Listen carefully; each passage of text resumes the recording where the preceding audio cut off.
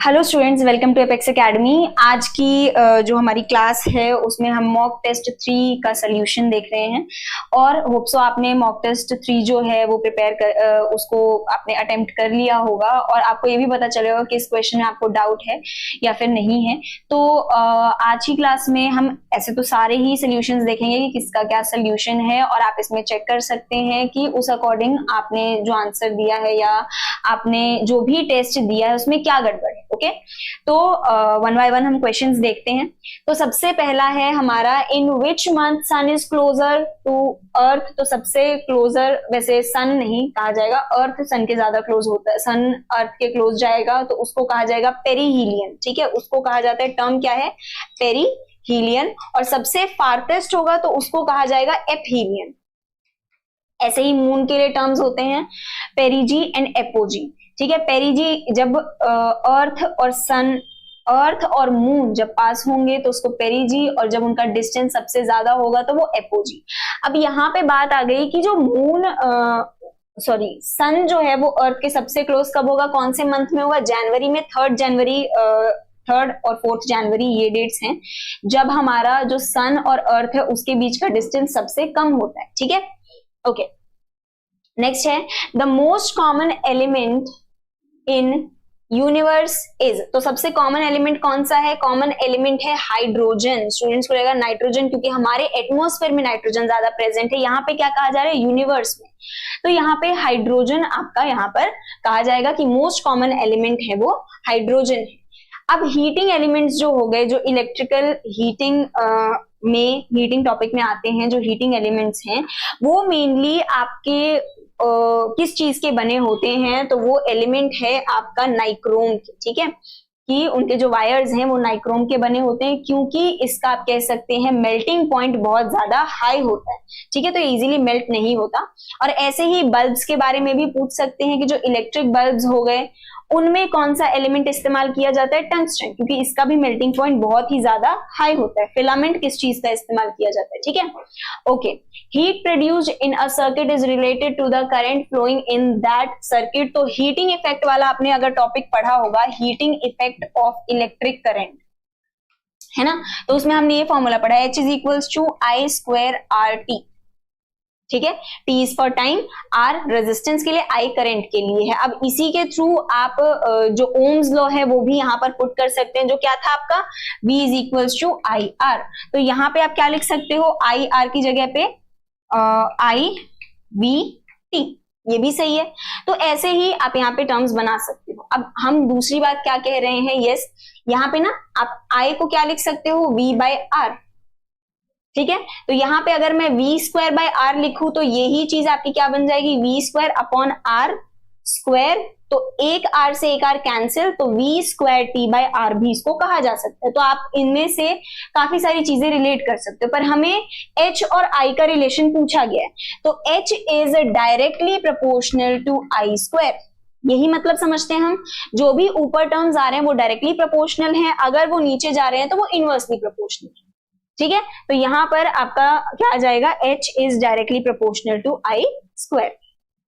Okay, next है, the light when enters the human eye. तो जो ज्यादातर रिफ्रैक्शन जो होता है, रिफ्रैक्शन क्या होता है, जब एक मीडियम से दूसरे मीडियम में लाइट पास होती है तो वो बेंड होता है।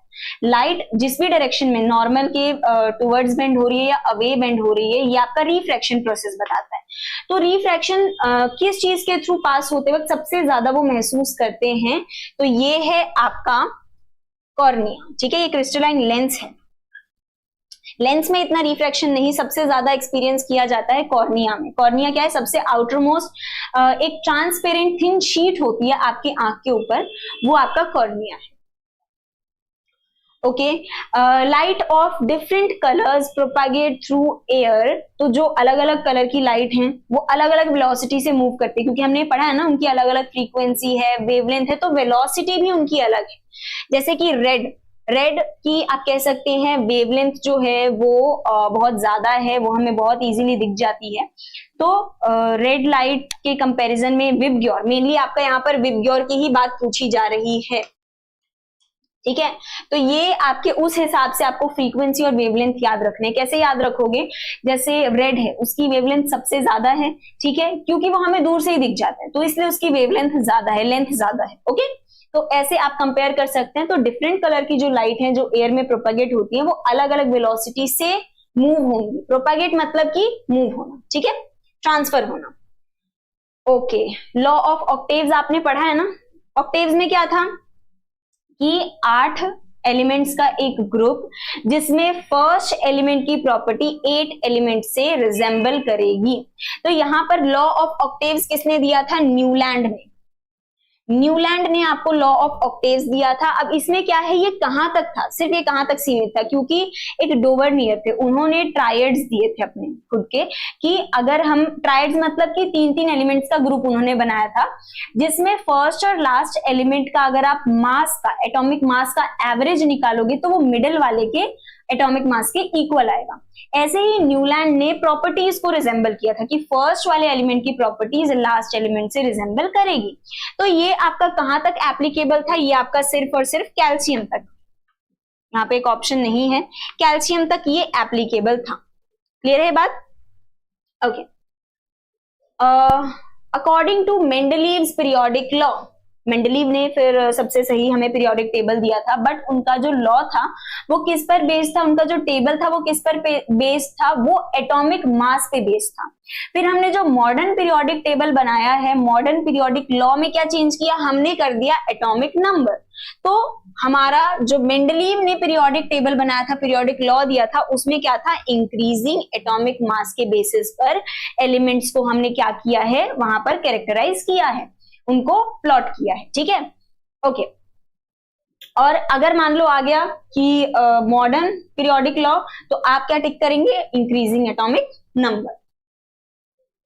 Okay, carbon exist in the atmosphere in the form of, तो कार्बन जो है वो हमारे एटमॉस्फेयर में किस फॉर्म में एग्जिस्ट करता है, carbon dioxide, carbon monoxide only, carbon monoxide in traces and carbon dioxide, या फिर कार्बन डाइऑक्साइड ओनली, या फिर कोल।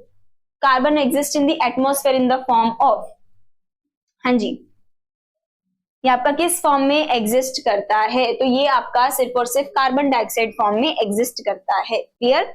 Okay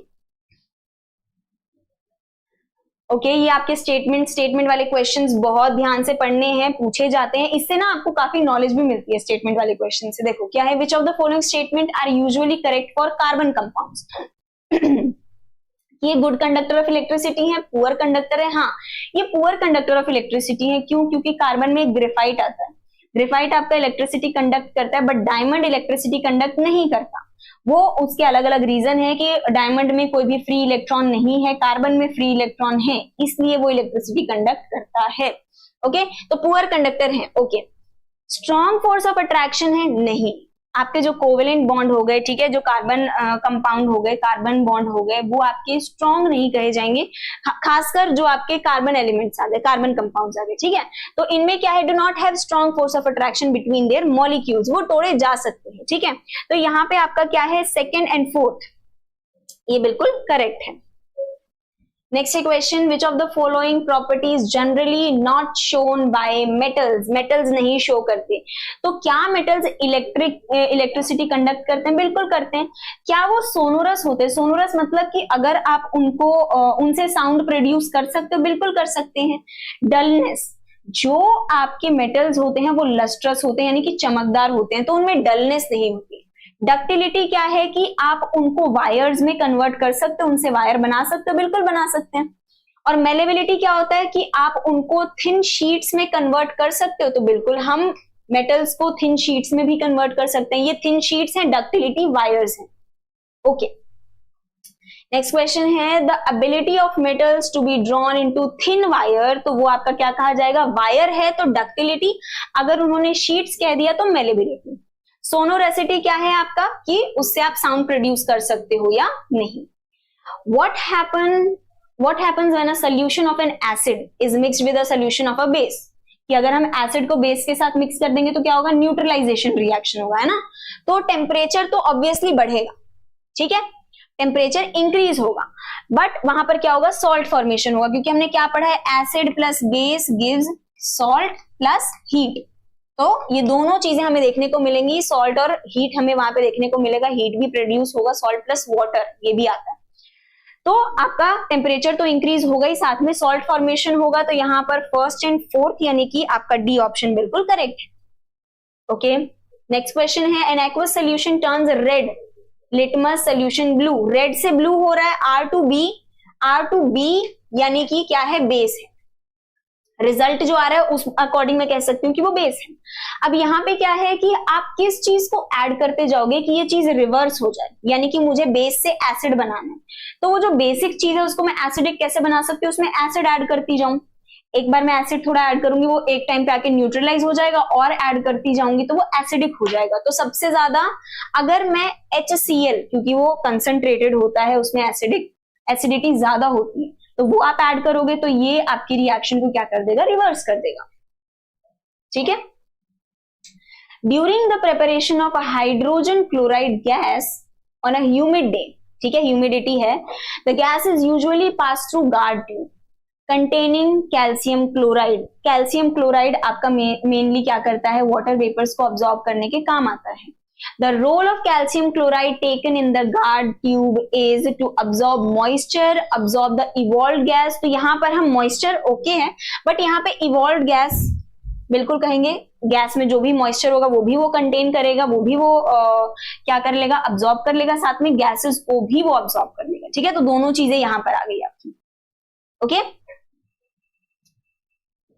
okay, which of the following salt does not contain water of crystallization, जो आप लिखते हो ना CuSO4.5H2O, तो 5H2O क्या है, ये आपका 5 वाटर मॉलिक्यूल्स जो ऐसे शो हो रहे हैं, मॉलिक्यूल्स ऑफ वाटर क्रिस्टलाइजेशन, तो ये आपको बताना है। जैसे कि वॉशिंग सोडा, वॉशिंग सोडा का क्या होता है, Na2CO3.10H2, ठीक है, जिप्सम आपका क्या होता है, CaSO4.12H2O, ठीक है, और आपका अगर हम देखें प्लास्टर ऑफ पेरिस, तो वो क्या होता है, CaSO4.2H2O।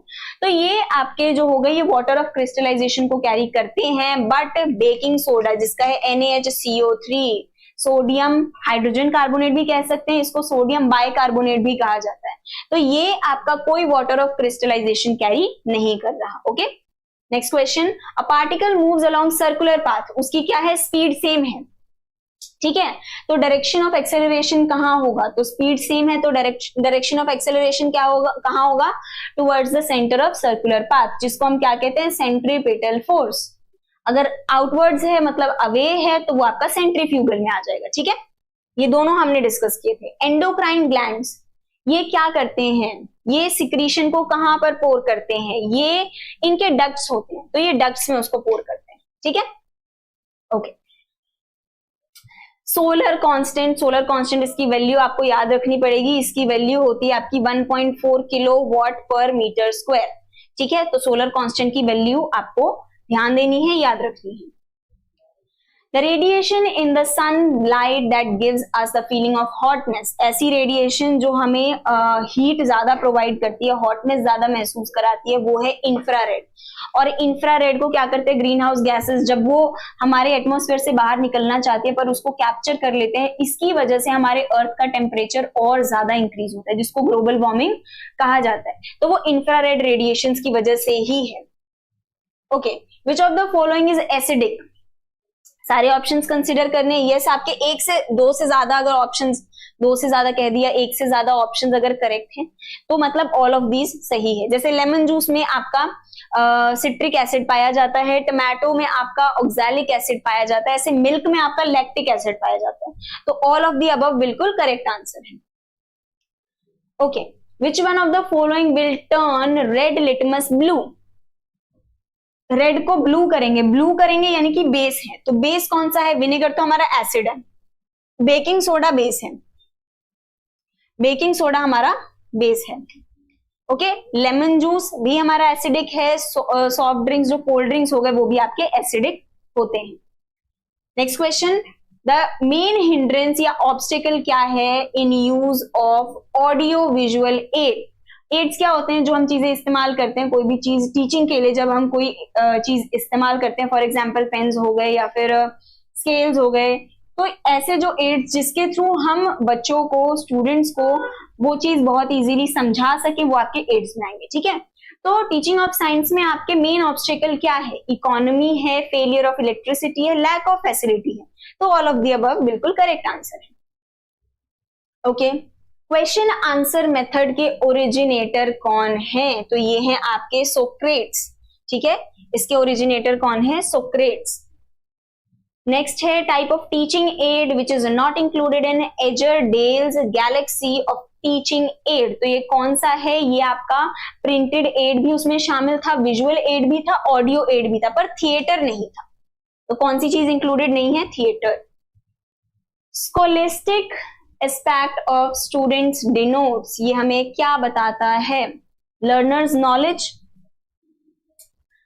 Learners understanding and application, learners evaluation, analysis and creating skills, या फिर ऑल ऑफ द अबव। तो yes, all of the above इसमें इंक्लूडेड है, जो आपके किसमें है? स्कोलेस्टिक एस्पेक्ट्स ऑफ स्टूडेंट्स में आते हैं। किसने कहा था कि साइंस जो है वो मिरर ऑफ सिविलाइजेशन है? ये जो कुछ आ गए जो स्टेटमेंट्स हो गए, ये पूछे जाते हैं, ठीक है। तो ये आपके हॉकबेन ने कहा था कि science is the mirror of civilisation.